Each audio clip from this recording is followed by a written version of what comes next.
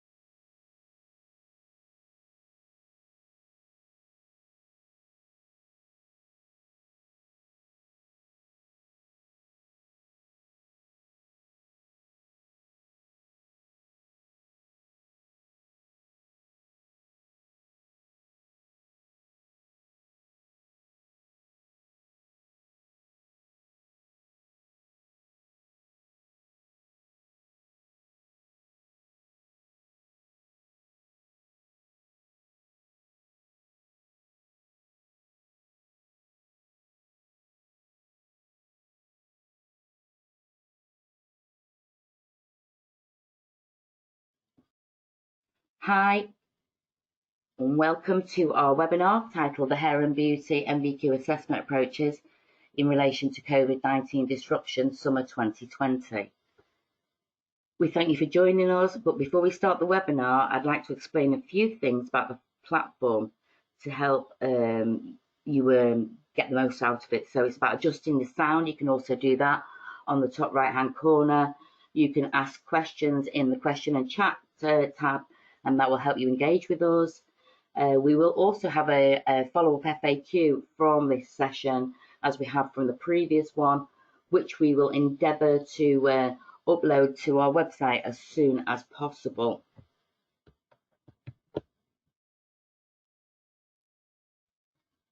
So we've had some really good news today from our PM, Boris. You know, he's basically letting the hairdressers and barbers open. He's confirmed that today.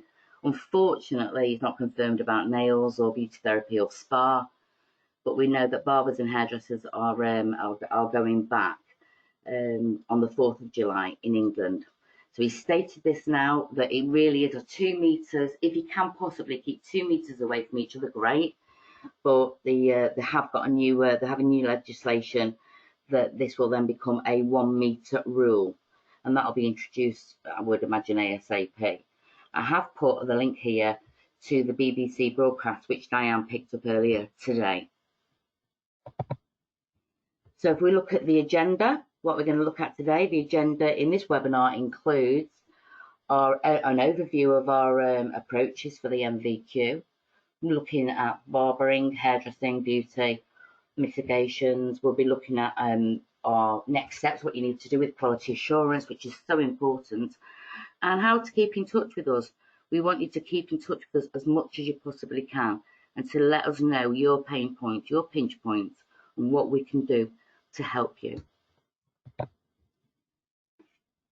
So if we look at here now, City and Guilds mitigation approach to NVQs, summer 2020.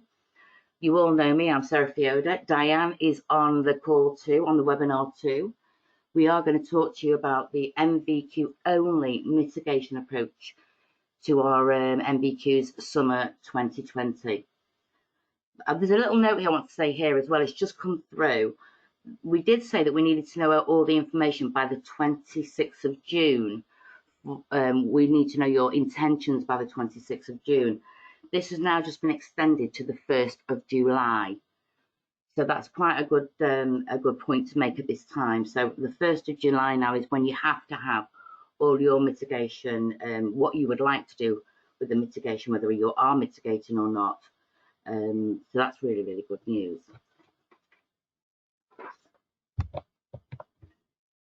So what we need to look at now is our approach again with our guidance for our nations, which is really important. So the guidance applies to regulated qualifications delivered in England, Northern Ireland and Wales.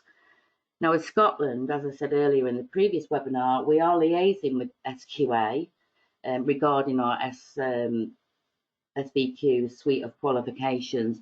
So please just watch this space, because we are going to work and obviously, you know, put maybe a forum together with the Scotch over this mitigation. But the overall arching aim for City and Guilds, and it has been from day one, is to make sure that our learners or apprentices, you know, they get the best possible results they possibly can get and the achievement they can get for this summer. And they receive some results, because, you know, it's really hard for them at the moment. We have to look at the learner and where they're at in their life. I mean, some learners may want to progress on to further education, and some maybe employment, and they don't want that delay. So we have to look at our learners' life plans, and I think that's something to think about during this COVID-19 pandemic. At City Guilds, our mitigation approach has been, we have four processes here. You will either have a calculated result, an adapted result, a delay, or no mitigation required at all. So calculated results are normally for our level 1, and for our technical qualifications and adaptation is for our VRQs and NVQs. And there may be some delay depending on the unit, and no mitigation required. There's nothing like that in any of our qualifications. So if we look at the scope of learners, and again, this is a really important part of our moving forward with you know, certificating learners. The scope of that learner is really important. So if we look at the mitigation processes outlined, that the learner it's only learners that have actually been registered as of the 20th of March and have not completed any of the qualification. And also, where scheduled, their assessment and qualification should have been finished on the 31st of July this year. So that's quite important to look at and think about that, where the learner's at. So if somebody started in January and you expect them to finish in July, there's a considerable amount of learning not taken place.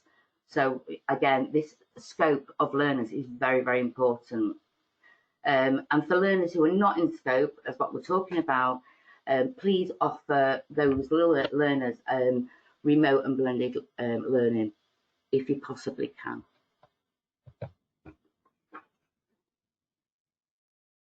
As we stated, the mitigation approach again to our NVQs, you've all probably very familiar with the VRQ mitigation.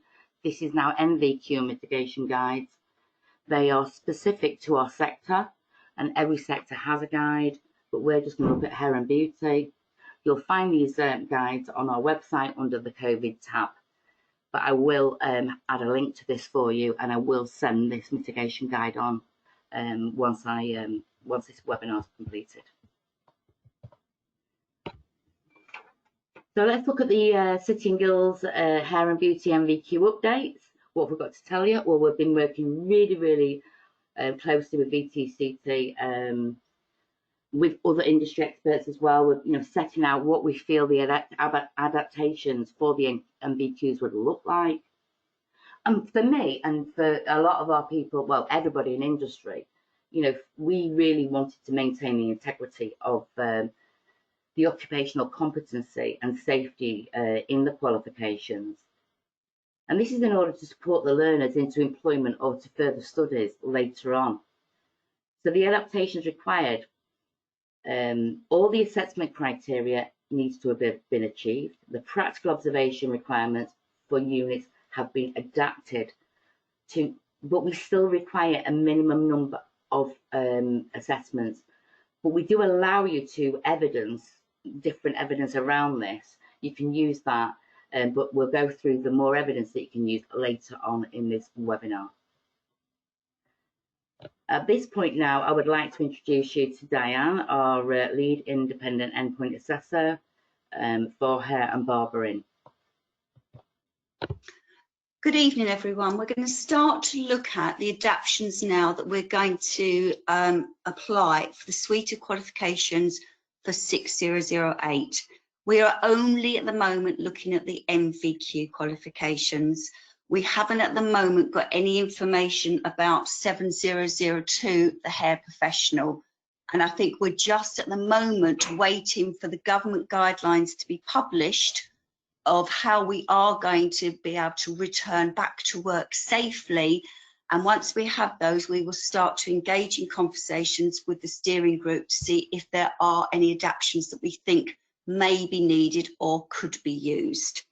So at the moment, we are only looking at the NVQs, and we're looking at the NVQs for full-time learners and any apprentices that are taking it in Northern Ireland, Wales, or as part of the SACE framework within England.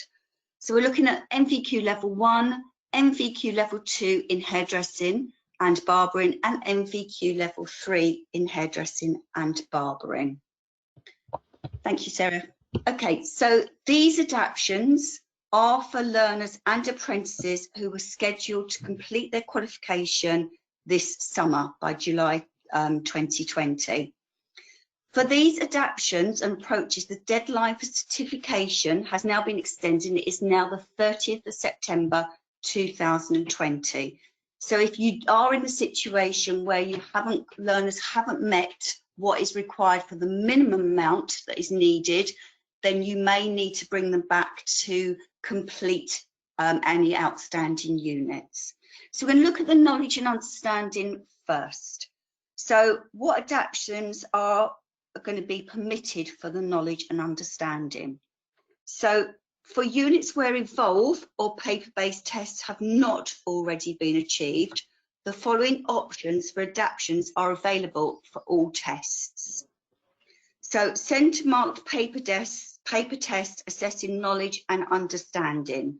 So we've got oral Q&A and professional discussion can be used to generate evidence against the criteria covered in the test.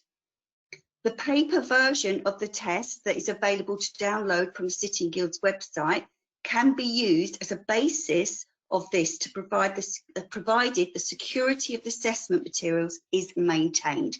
You need to be aware that these assessment materials are still live assessments, so the security has to be maintained. We can't either email them out to learners or anything like that. You need to be able to maintain that security of those assessment materials.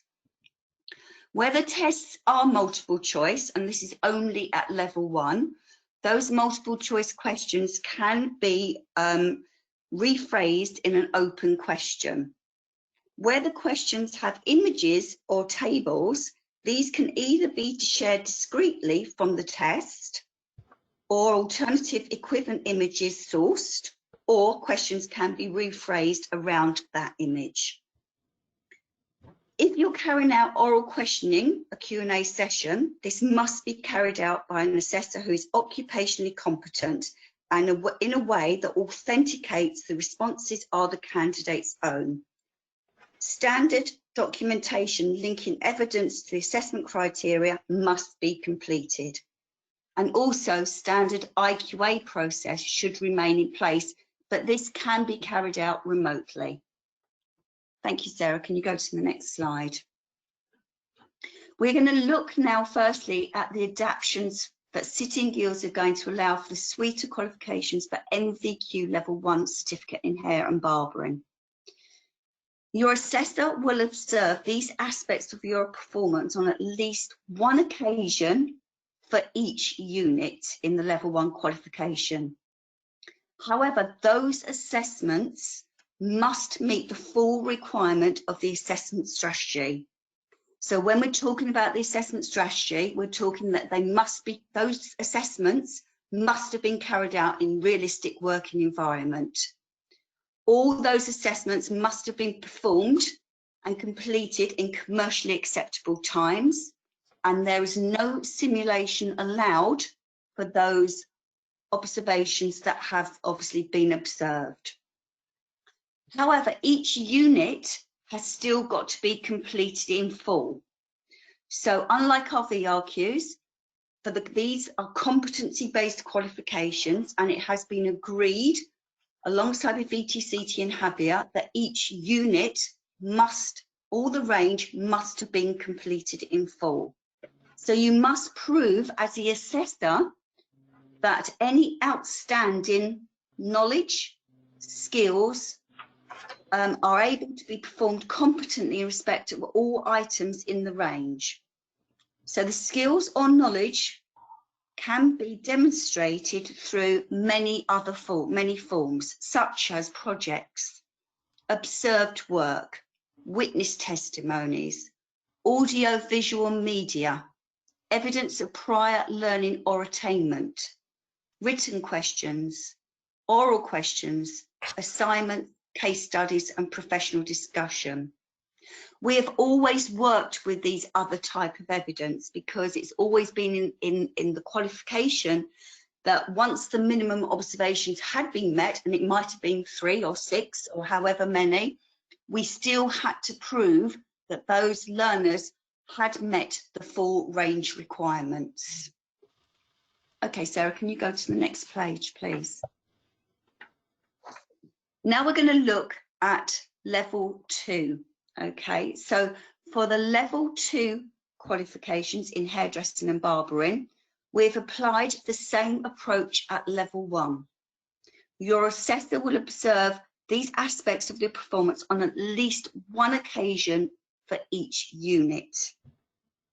However, the following units have been identified at a higher risk in terms of their technical ability, and additional observations and range have been detailed, and these must be met following the requirements of the assessment strategy stipulated. So again, they must have been completed in a realistic working environment in commercially acceptable times, and no simulation would have been accepted. So the following units we are looking at and we're deeming at high risk is the colouring and cutting units at level 2. So Sarah, can you just go to the next slide, please? So the first unit is cut hair using basic techniques. Now, currently, they have to carry out 6 observations. And what we're now saying is the minimum requirement is they carry out 3 separate occasions, and they must have covered a 1-length cut, a uniform layered cut, and a short graduated cut. For colouring, Unit 204, the assessor will observe the learner's performance on at least 2 occasions. One of the observations must cover an application of woven highlights or lowlights on a full head, and one other service. The second observation could be maybe a full head application of a quasi colour, or a full head application of a permanent colour, or pulled through highlights or lowlights. These are highlighted in the range. If you had not completed a summative assessment on woven highlights, then you will have to bring them back in to perform that service again once you are allowed in the salon. For Unit 214, cut men's hair using basic techniques, the assessor will assess the learner's performance on at least 3 separate occasions. The range that has to be covered is a uniform layer, a graduation, and a cut with fade, but it has to be 3 separate occasions. Again, for colour and lightening men's hair, the assessor will observe these aspects of the learner's performance on 2 occasions. So they can choose from the range what 2 separate occasions they want to be assessed on. So it could be a full head virgin application, it could be a regrowth, it could be a partial head, or highlights or lowlights. We are not being specific on what areas need to be covered, but 2 observations have to be covered. Thank you, Sarah. Can you go to the next slide? For the level 3 in hairdressing, again, we're doing exactly the same approach at level 2. So we've identified, again, each unit has to have a minimum of 1 observation. However, we have identified those units which we feel are at a higher risk in terms of technical ability, and we have added further observations and range that must be met in full. And as I say, these need to be met following the requirements of the assessment strategy.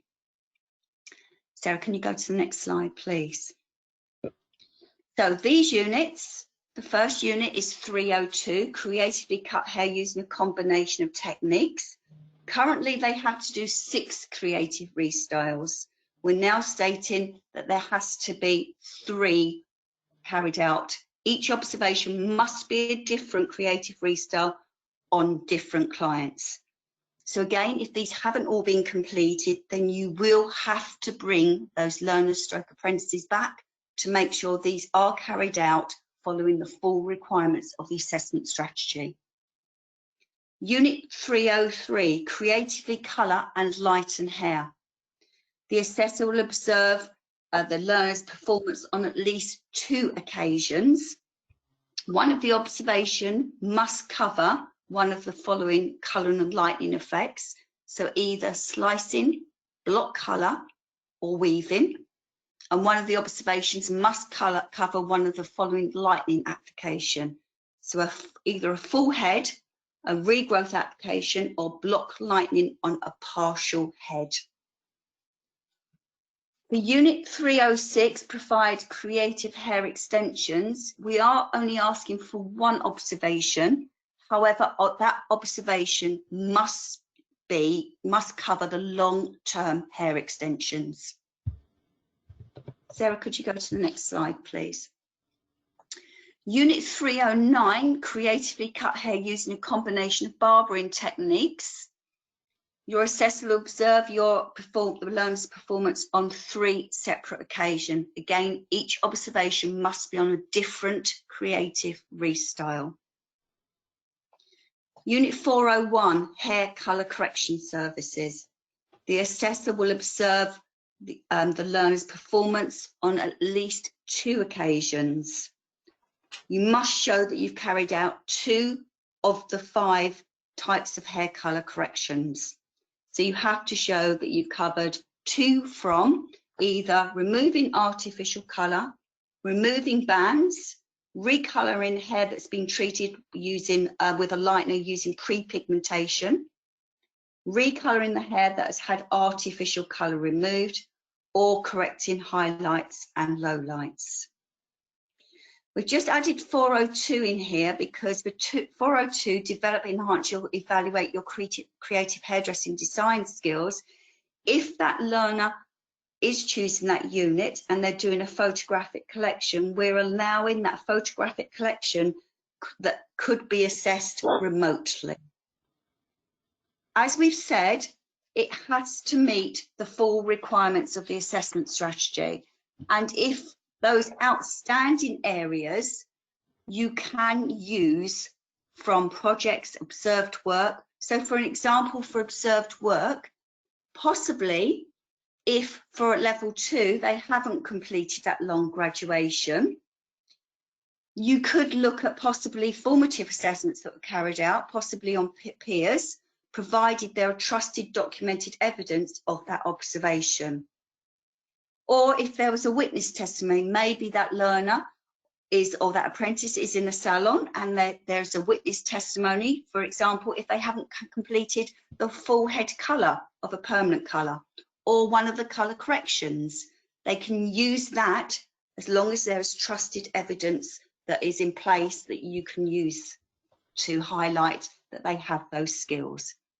But to say, once they've met the minimum requirements, you can use any of the alternative methods to be able to gather that evidence. But each unit must be completed in full, so you need to be able to prove.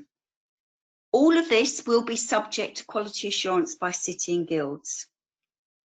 The overall priority here is that learners must still be occupationally competent and safe in the qualifications that are being awarded in order for them to successfully progress into employment or further studies.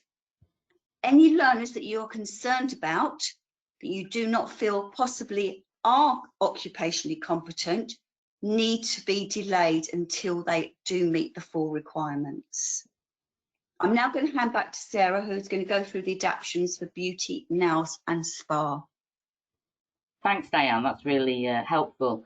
And Again, for beauty, spa and nails, what Diana said there is very, very important about the full requirements of the assessment strategy has to be met. You know, you can get lots of evidence from formative assessments on peers and witness testimonies, but I do reiterate what Diana said there. This is really, really important that you make sure that your learners or apprentices have met the full requirements of the assessment strategy.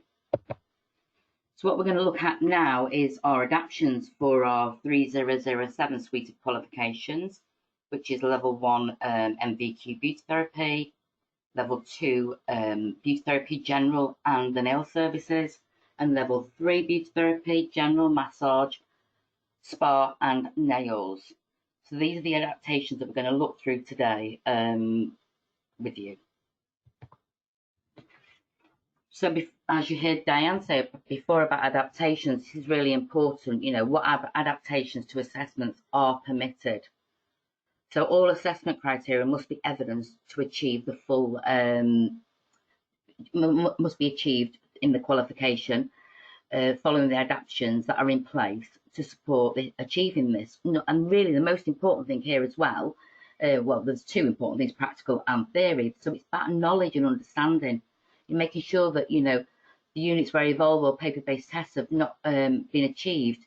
You know, you're going to allow the learner to follow those adaptations and achieve those tests. Where it's very different here from hairdressing, for non-mandatory E3 centre mark paper tests only, and for E4 and non-mandatory E3 centre mark tests. So the thing here is where a candidate, so when they don't reach that 100% of these tests, they've met the 70% threshold for the oral questions, then I would suggest you ask Q&As to cover the remaining criteria in line with normal practice, as you would normally do, and you would record this in line with what you would ordinarily do.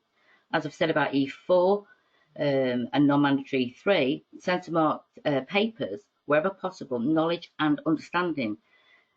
Now, this really is where it can be inferred from their practical observations. So we need to look at the practical, you know, look around the salon now, see those girls, those boys working, and think of that practical observation where you can pick up inferred knowledge. So where knowledge and understanding cannot be inferred, oral questions and a professional discussion, like Diane said, can be used to generate the evidence required. And that can be, like as Diane said, with tests, you can actually, you know, turn those tests into open-ended questions. And where tests are multiple choice, you can actually, like I said, move those over to discreetly to an alternative way of questioning the learner.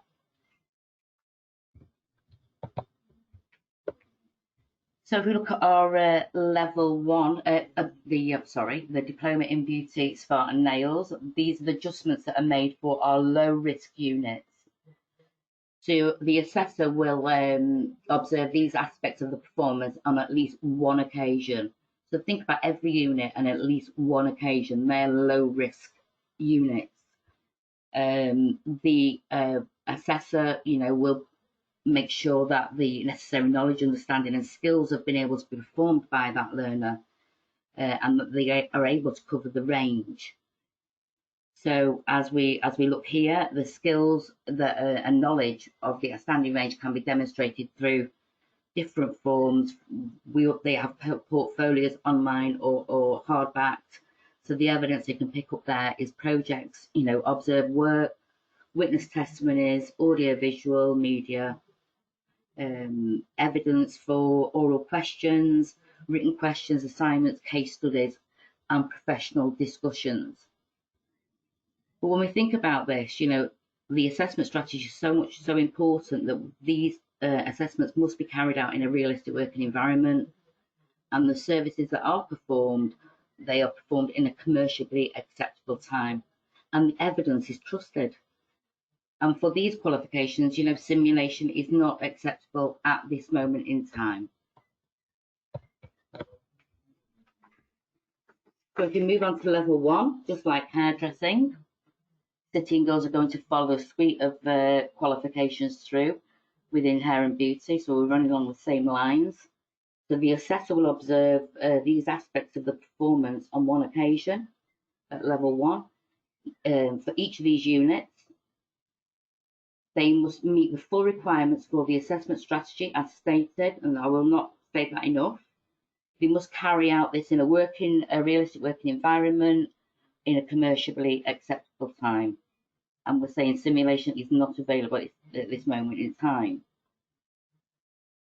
But what we are saying, though, that again, they can use, formative assessments, summative assessments, projects, observed work, witness testimonies. There's lots of evidence that you can use. And as Diane said, a lot of it can form a part of a professional discussion. And you've always worked with this type of evidence. When learners have met at 70%, you've always worked with that and moved forward with it.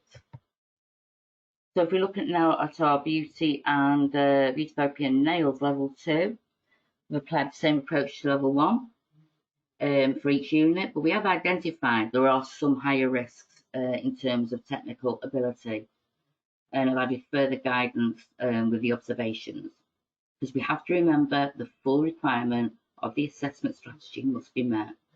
Again, in a realistic working environment, in a commercial time, no simulation, and the units that we have highlighted as high risk are B4, B5, B6, N2, N3, and N5. So we have made adjustments against this, which we're going to look at now, but I would like to stipulate again here that these are subject to quality assurance by City and Guilds and by yourself. So there should be IQA and EQA activity will follow. So let's look at the units. Let's pick out a few units that have been adapted. So if we look at B4, which is facial skin treatment, we're asking that they complete the performance of one observation on one occasion, and they must use a client that has got one of the 3 skin conditions. So it's observe all aspects of everything that they're going to do in every unit. So I'm not going to reiterate that. In every unit, we want to see all aspects of that learner's performance. And on at least one occasion, that is really, really important. And in B4, we would like to see 1 out of the 3 skin conditions. In B5, brows and lashes, again, 1 occasion we would expect to see all performance criteria. And here we would like to also see a partial set or artificial lashes, 1 tinting of the brows and lashes, and work with 1 out of the 4 colouring characteristics in the range. For waxing B6, again, the assessor will see this at least on 1 occasion, covering all the performance criteria, with 1 assessment, half a leg wax, an underarm wax, and a bikini wax. And the reason we've chosen that is because of the texture of skin, the hair follicle, and for the learners to be able to progress further working on bikini lines and not be embarrassed. So they could do that in a session with us, and they'll feel confident then to go out into the workplace. Manicure and pedicure, we'll see there's a major swap over here, if you like. It's on 1 occasion we're saying that we want to see a manicure and pedicure. We would like to see 1 out of 5 nail and hand and nail treatments. Again, we would also like to see a dark or a French polish. Now, in the nail and the hand, sorry, and N2, so if they do the dark polish on the hands, we would expect to see a French polish on the feet, and that's quite important. So think about N3, these 2 units can actually be put together, and I would also say, anything to do with promote and sell can come along here as well. If we look at N5, what we are saying here, on at least 2 occasions, we want 1 observation, and that must cover gel, liquid, and powder or wrap. 1 application of a full set of natural overlays, and we'd like to see a removal of a full set of tips and overlays. Moving on to our level 3 general beauty therapy qualification, our massage, our spa, and also our nails. So as stated earlier, we've applied the same approaches for level 1, level 2. We have higher risk qualifications here, as in level 2, where we deem, higher risk because of the technical ability. So we've added further observations to meet the full requirements of the assessment strategy. And again, reiterating, this must be carried out in a realistic working environment. All services should be in a commercial time, and no simulation allowed. So the units we're going to be looking at are B13, B14, B20, B23, B24, B28 and B29. And again, this evidence, obviously once it's been permitted, is subject to quality assurance. So let's have a look at these units. So if we look at body electrical treatments, B13, so here we're looking at, we want to see we need a performance on all aspects of that range on at least 3 occasions. And the range we're looking at here is 1 on EMS treatment, 1 on a galvanic treatment, and 1 on a lymphatic drainage treatment, understanding all the equipment that they're working with. And then that will move on to B14 for body elec. So again, it's 3 occasions, and again, we want to see high frequency, again, galvanic treatment, and also a microdermabrasion.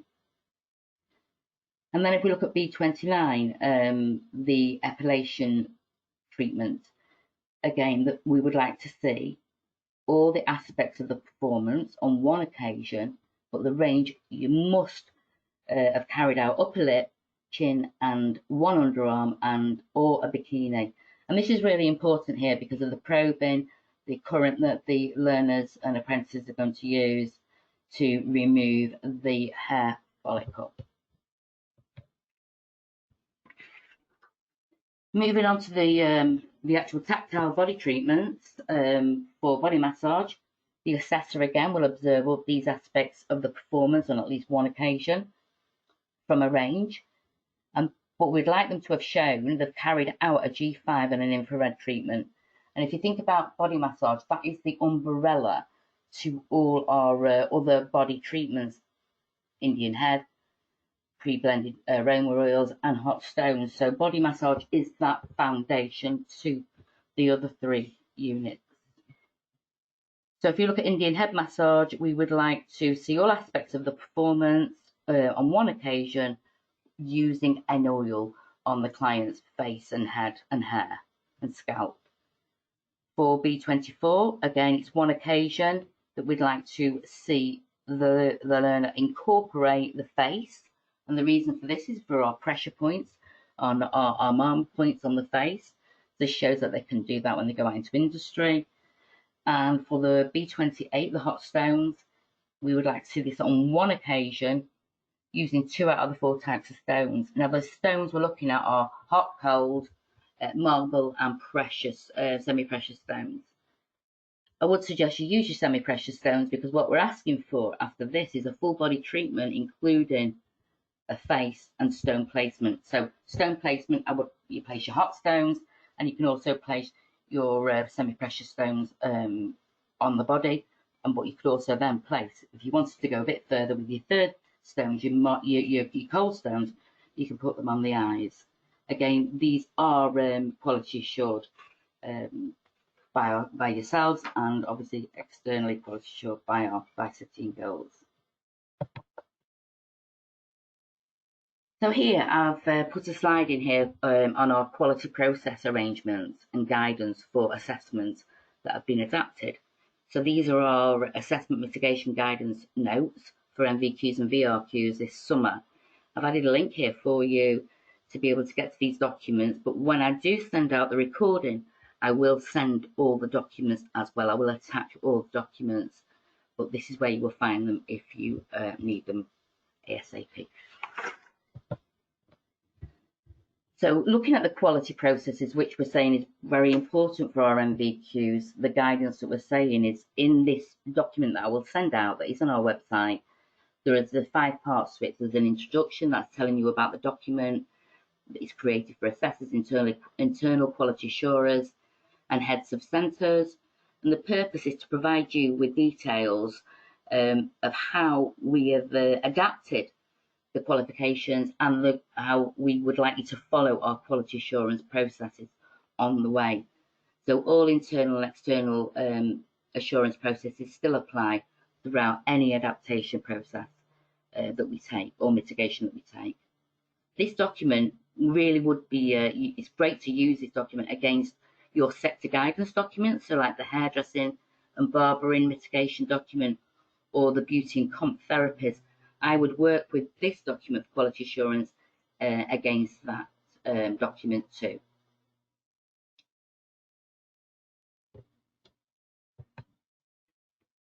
I've just put this little slide in as well because for me, this is where I would be if I was really, I needed help, you know, for the learners, eligibility criteria, mitigation approaches, when it's available, when it's not available, who's incomplete, who's not incomplete. There's lots and lots of information on the website, which you can see there, Covid-19. But I've also put there the deadline for completing the submitting of our assessments that you have adapted. So we want you to engage with us. Let us know what you're going to do and when you're going to do it. And that's great. Just engage with us. And whether it be through quality, general inquiries, customer services, customer support, I would suggest you come through to myself and we will help you move yourself forward with these processes. So if we look at next steps, we've got extensive comms and guidance on our website under www.cityandguilds.covid/COVID-19 /. So it's all there. We've got that, and I've put a link there in for you. We regularly update that.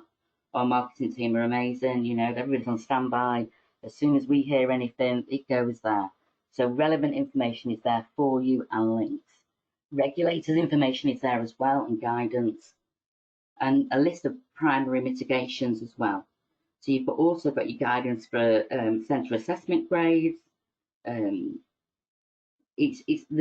just a lot of guidance there for you. Our FAQs there for beauty and hairdressing. For our VRQs, we will update that page again with our NVQs Q&As.